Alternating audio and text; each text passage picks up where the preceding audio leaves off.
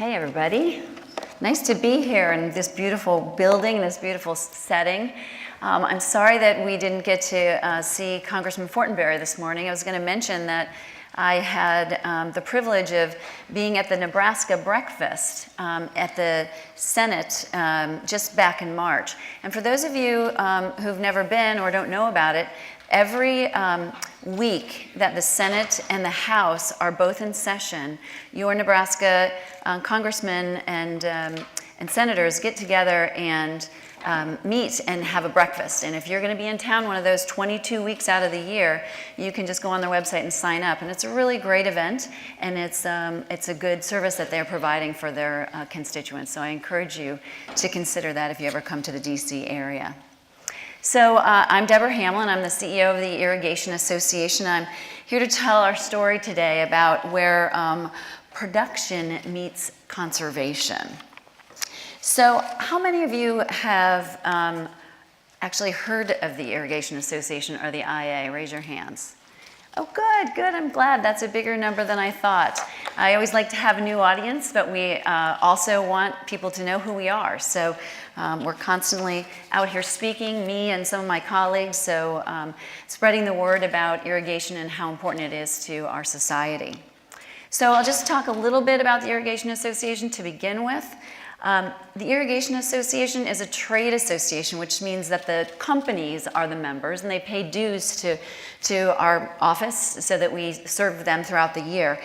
It's a channel organization though too, so we represent the manufacturers all the way down through the designers of the irrigation systems, the installers, and the folks that maintain it. And to make it even more broad, not only do we represent agriculture, which is what I'm going to talk about mostly today, but we represent the landscape industry. And when we say landscape, we mean residential commercial, we mean golf, we mean sports turf. So those members that pay dues to us every year, about 1,400 companies, and there are about 14,000 people in our database that are associated with those companies. That's not just the employees, that's those people that are really involved in the organization, whether they're volunteers or taking advantage of our educational materials. So one of the things that I've said for the last 12 years is that our diversity is our biggest asset, but it's also our biggest challenge. You can imagine that what an ag manufacturer wants from our organization might be a little different than what a landscape contractor wants. But we're all in it for the same reason, and that is to promote efficient irrigation. So to promote efficient irrigation is our mission, and we accomplish that mission through a pretty simple strategic plan. And I'm just giving you the background and you'll see how this will all relate. So our mission is to promote efficient irrigation, and we do that through two core initiatives. One is advocacy and the other is professional development. And you know, if you're members of organizations, it's pretty typical. But we define advocacy as standards and codes, legislation, government affairs, and also public affairs, telling the world how important our industry is. So professional development, that's education and training. So in that, it's not just bringing people into classrooms, we do webinars, we sell books. Our industry writes books that we then compile and put together for the industry. Certification, you take a test, you get your letters after your name to show that you're better at something than your neighbor. And then workforce development. Every industry today is struggling about getting folks into their new employees for their industry and their profession. And that is one area where we have been focusing on greatly these past few years. So how do we accomplish all this? We have to do it through funding, through fundraising. So membership, people pay dues every single year to participate, that's membership. We have a trade show, big trade show in December, I'll tell you a little bit about later. And publishing. So we have two magazines, one for ag and one for landscape. Our budget is only about $5.5 million, so we're charged with doing a tremendous amount with a little bit of resources. But we're right outside of Washington, D.C. and Falls Church, Virginia. So we're poised to be the voice of irrigation in D.C. So let's talk a little bit about irrigation and where is irrigation. So you can see on this map, the nice dark green center here is Nebraska. So how many people in the room are from Nebraska? Can I see it? I figured we'd have a good crowd here. So we're a little bit speaking to the choir, but this map actually covers the irrigated acres in each state. So obviously this is just US. I'll talk a lot about the US today. It's just US, but you can see that in Nebraska, it's over 5 million acres of irrigated land, right alongside with California, right?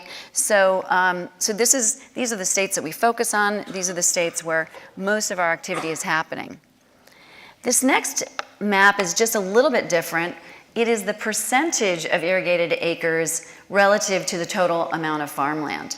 So actually, Nebraska isn't quite as dark as it was before, and the states that pop up now are Arkansas and Mississippi, right? So when you look at what they do in their farming, over 60% of their acres are irrigated.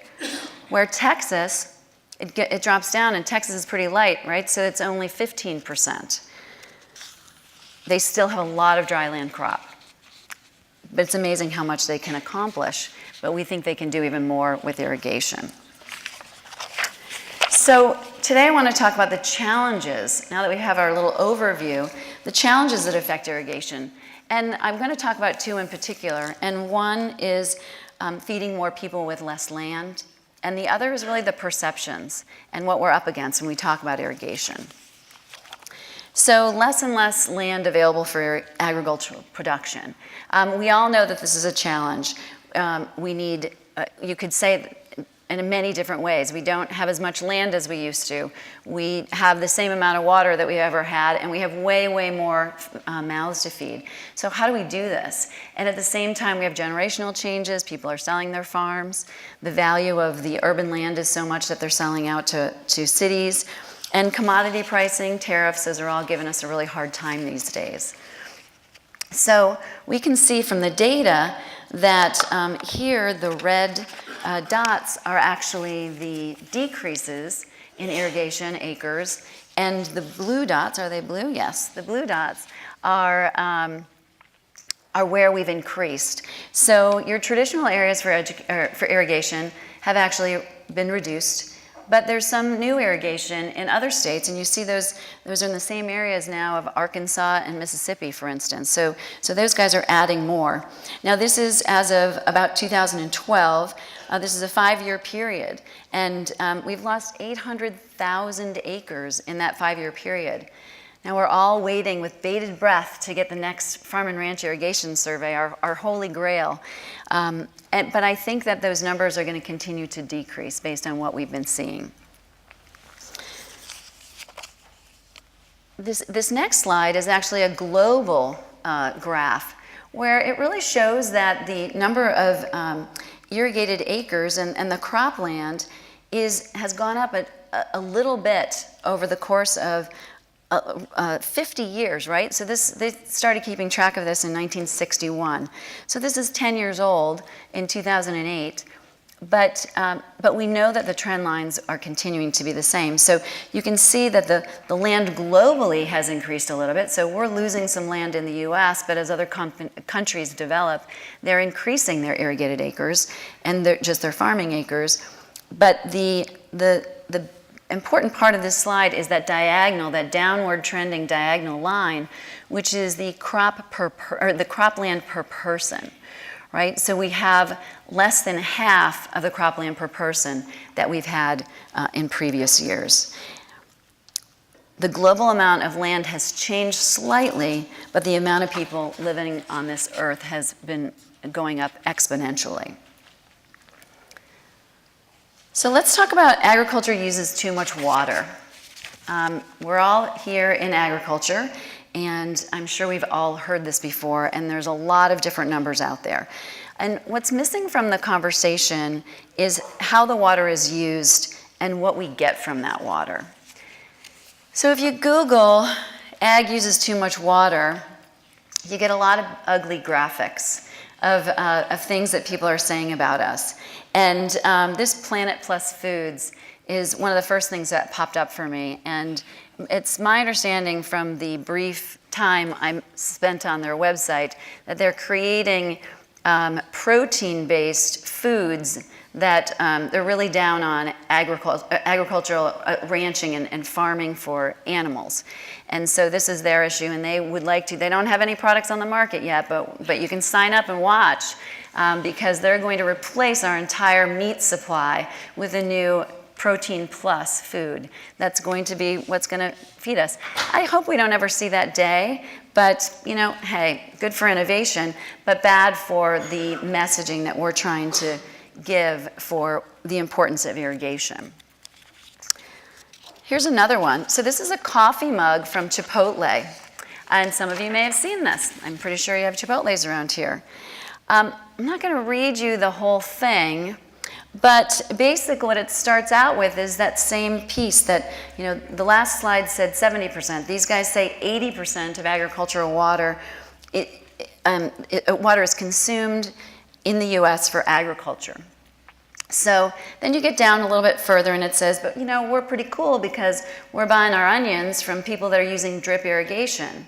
So when you eat our food, you're saving water. It took us less water to feed you, so you have more water to drink, right? So I get that that's great, that they're putting out all these cups that say, hey, there's efficient irrigation out there, but I wish the message would be turned upside down. Like, the message should be how wonderful efficient irrigation is, but we don't want to lead with this big, huge number that people are feeling that we are using up for agriculture. There's just a misunderstanding about that.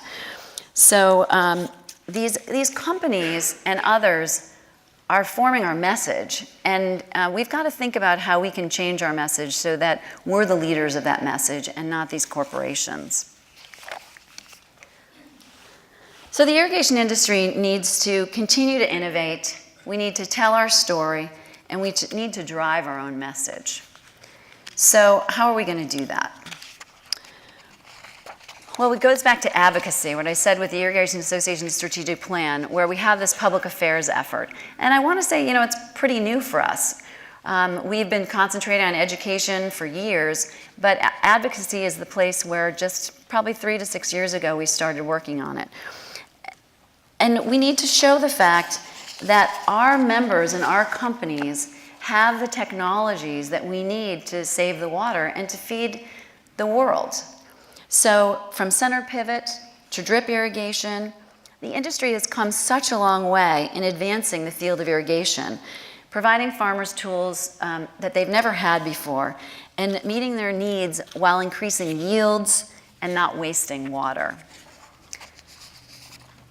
Here's just a picture of some of the exciting technologies that are out there, and I'm not going to spend a lot of time going over them because later this afternoon, one of the breakout sessions, you're going to be able to hear about some of these cutting-edge technologies through the new Irrigation Innovation Consortium. So I encourage you guys to attend that meeting. But there's vertical farming. Everybody talks about drones. Drones is the biggest things these days. Irrigation controllers now provide more data than they've ever had before for the farmer, making it easier for them to manage their system. The Internet of Things, you know, that's the latest buzzword. Well, maybe it's old these days, but your cell phone can, whether you're a homeowner and you want to adjust something in your yard, or whether you want to adjust 1,000 acres that you're working on as an irrigation manager on a farm, everything is tied together. And some of these, the colorful pictures is, of course, variable rate irrigation from the center pivots, where they can just put water exactly where it's needed.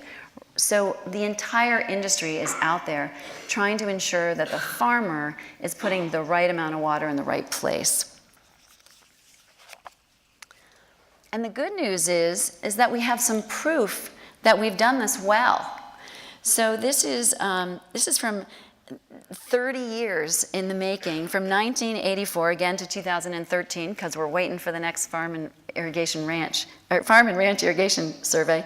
But this is our proof. This is in the 17 western states, where the top line is the total water use, which has really remained the same over 30 years, and even before if you go back further.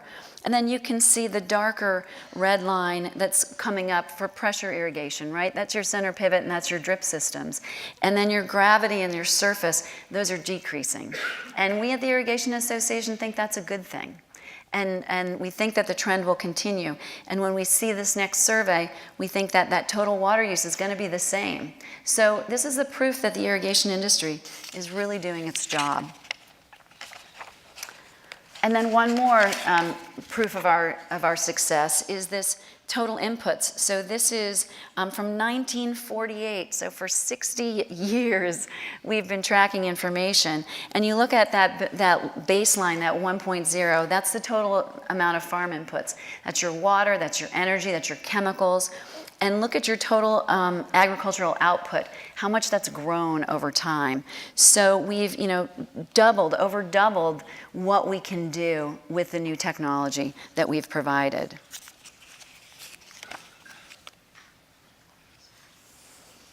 And then we look at agriculture uses too much water. So and that goes back to what can we do to change the perception?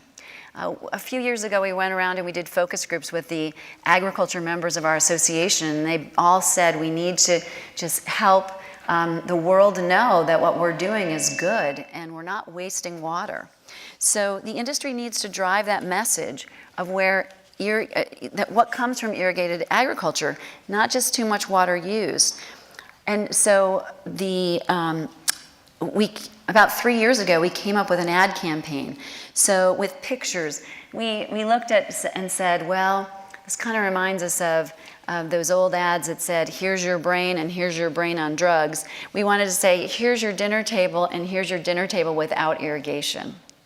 But our advisors said, well, let's just, let's stay positive and let's just talk about the really good things. So we didn't want to show an empty dinner table. So now we do your weekly dinners, right? You wouldn't have this spread of food on your table year round like we have today if it weren't for irrigated agriculture. And bringing families together. So just talking about how important it is to your family. We have a series of these. We've actually been doing them, as I said, for 3 years. We have them, we're actually just putting them up on the website to make them available for download so that you guys, if you're making presentations about irrigation anywhere, you can use them. You can stick them in your newsletters. You can format them for however. They're open for really a public service announcement for the industry. And we have these for landscape as well. The other side of our public affairs campaign is Smart Irrigation Month, and this has been going on since 2004. And Smart Irrigation Month is in July, and every year we come up with a new theme, and last year, in 2018, it was Smart Irrigation Is. And we had a little contest, we did social media, and we got information back, and they said, our members and the consumers, family members, and our entire outreach said, Smart Irrigation is productivity. Right? We're accomplishing so much with it. Smart irrigation is people.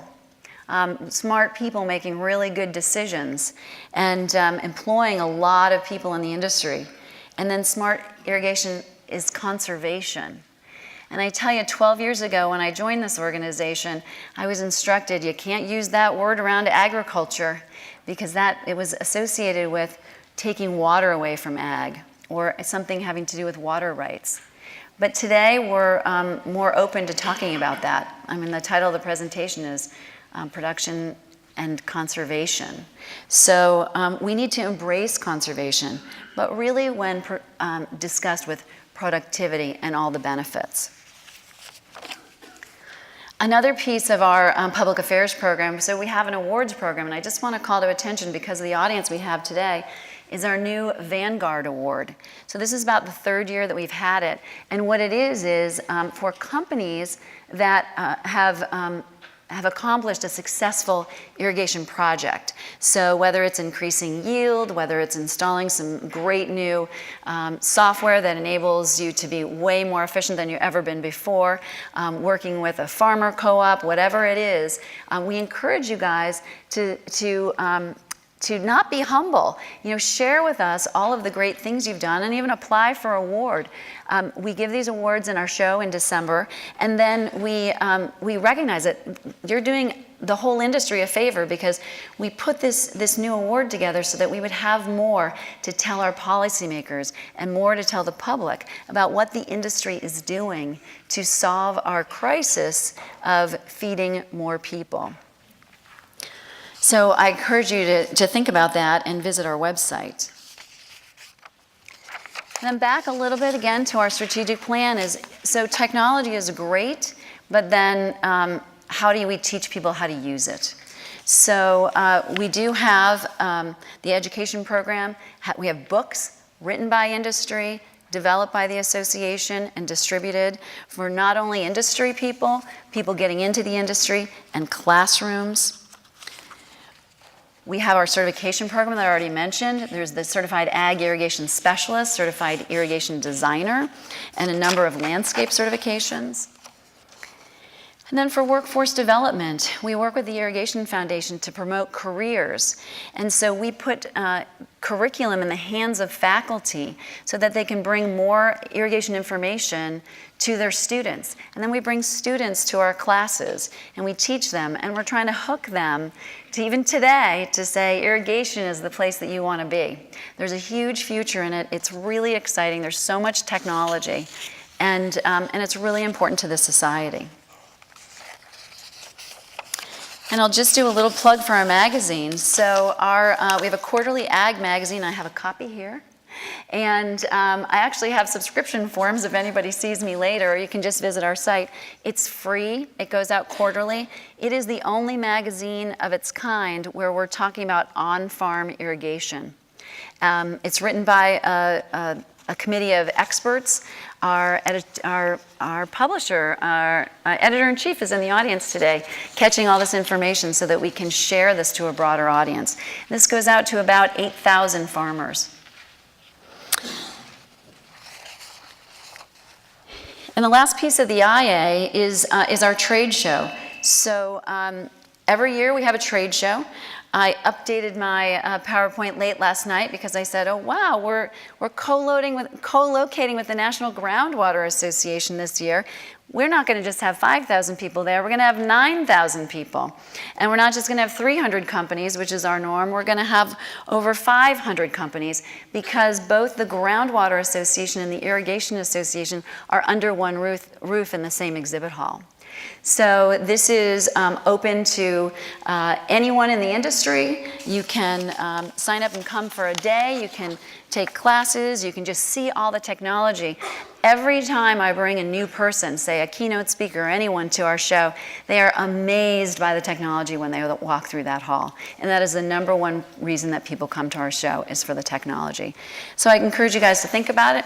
It's a good way to get to Vegas. It's my understanding that the rodeo finals are also that same weekend. So if you come for the rodeo, you can just come for a day to our show as well. But in closing, I want to just get back to this public affairs piece. So I love the No Farms, No Food campaign, right? Probably No Farms, No Farm Girls is a little politically inappropriate these days, but it's still kind of clever for that farm, Little Brook Farm. Good for them. No farms, no beer, that's going to be forever. You can always do that. But I've always liked their sentiments and the huge number of spin-offs from that concept. So the Irrigation Association has its own mug. So sadly, it's not as widely distributed as the Chipotle cup. But it carries a message nonetheless. So our industry companies are doing a great job of improving technologies to meet our world's conservation needs. And farmers are the original environmentalists, right? They're protecting this great earth. But we need to shout it from the rooftops. And we need to brag more about the value of irrigated agriculture and irrigated landscapes and how the industry is driving conservation. And after all, we know better than anyone, if we don't use water wisely, there won't be any irrigation for future generations. Irrigation puts food on our table, here and around the world. It improves the communities in which we live by providing spaces for recreation, clean air to breathe, and an overall quality of life that we could not have without irrigation. Mother Nature just doesn't put all the water in all the right places, so we need to. So maybe a better slogan is, no irrigation, no life. Or try this one for size. Irrigation is conservation. Right? I think we could build a really good story around that. So thank you for your time this morning, and I hope you have a wonderful conference.